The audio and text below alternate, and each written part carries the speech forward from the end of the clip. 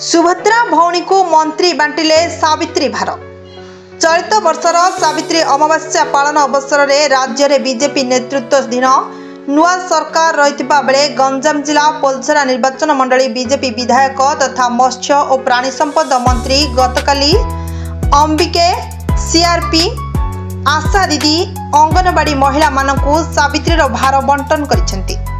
बोगुड़ा संगम कल्याण मंडप ठारे एथिने आयोजित एक स्वतंत्र कार्यक्रम में मंत्री गोकुलानंद मल्लिक सुभद्रा भौणी को सावित्री भार भावे उपस्थित भौणी मानकु गोटिए लुगा, 4टी कदली, गोटिए नड़िया, 4पट काच एवं 100 टंकार सावित्री भार देइथिबा देखिबाकु मिलिछि।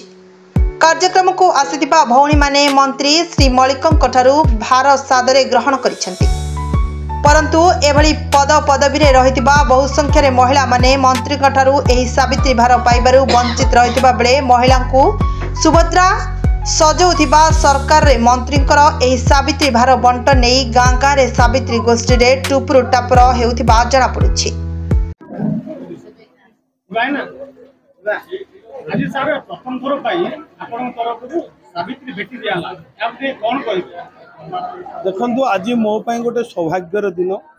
आज आमर जेते एमबीके सीआरपी बैंक मित्र अंगनवाड़ी आमर समस्त भौणी मानक सुभद्रा भौणी मानक आज आम सावित्री भेटी देचु। गोटे भाई हिसाब से ये हूँ गोटे परंपरा आमर चली आसी हिंदू धर्म रे।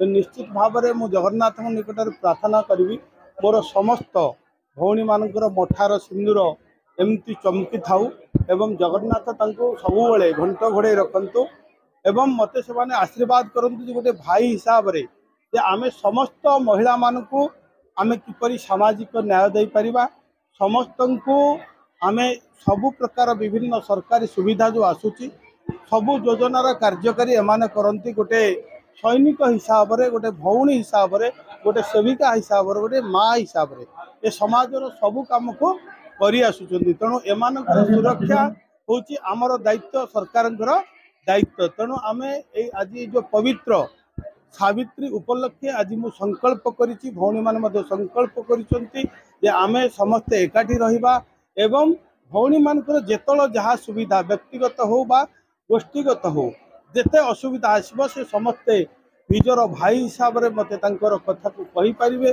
सीधा सड़क भाव रे एवं तांकर समस्त समस्यार समाधान करबा पाई आमे निश्चित भाव में चेष्टा करिबा एवं समाधान करिवार व्यवस्था करिबा।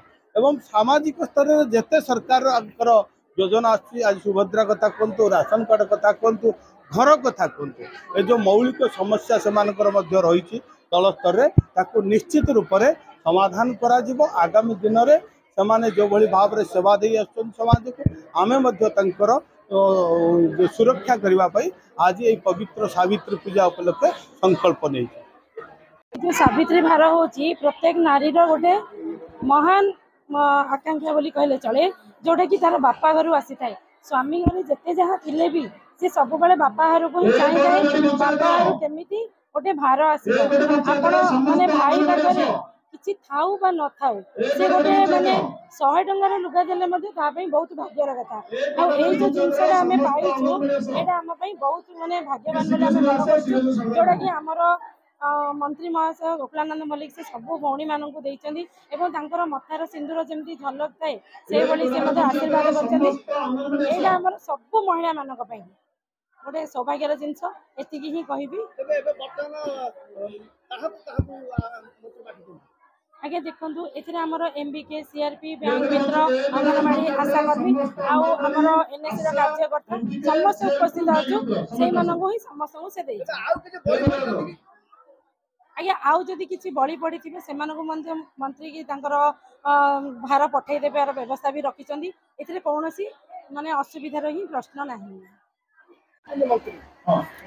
सर किसी तो एत भाषा किसी कहीहबनी मंत्री महाजय आमको जो भेटी देती जेहेतु जोटा भाई मैंने आम पूरण करते जन्म होगा भाई ठू अधिक सी आज आमको कर किंतु आमको मोहन माझी सरकार अनुमोदन देती प्राइवेट देती ए सब नहीं सी आमको आज चूड़ी सिंदूर लुगा सब देती आम एत धन्यवाद देले निर्वाचन मंडली अशेष धन्यवाद सब ସବୁଦିନ ଆମକୁ ଏମିତି ଭାଇ ଗୋଟେ ମିଳୁଥାଉ ଆମ जो अभाव अनाटन को पूरण करने तांको शक्ति और सहानुभूति आउ ए सबुदिन शक्ति थाउ बोली आम आशीर्वाद भाई आम दौर।